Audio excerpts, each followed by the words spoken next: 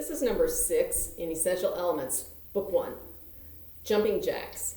So before the top of the page, before number 6, they talk about the bass clef and the notes on the instrument. So our open strings are C, G, D, and A.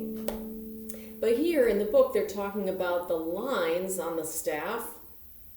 So here's the bottom line is our open G. Then the second line is third finger on that G.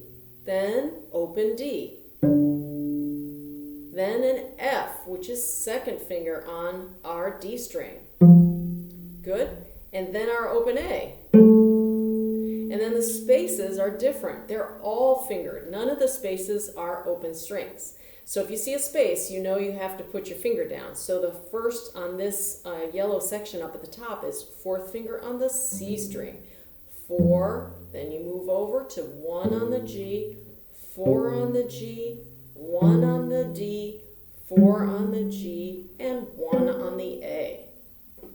The time signature is something that's really important. After our clef sign, you'll see that there's a time signature, a top number and a bottom number.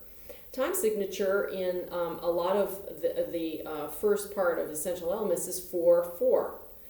4/4 means 4 beats per measure, and the bottom 4 means that a quarter note gets the beat, gets one of those beats, okay?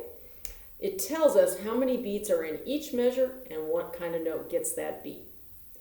And then at the end, when you know the song is over, when you see a double bar, a heavy dark black line next to a light black line, thin black line. Okay, so this is number 6, open strings. Remember, your thumb is on the side of the fingerboard, not under the fingerboard. On the side, your elbow is raised and your wrist is straight. You can use first finger or second finger, doesn't matter.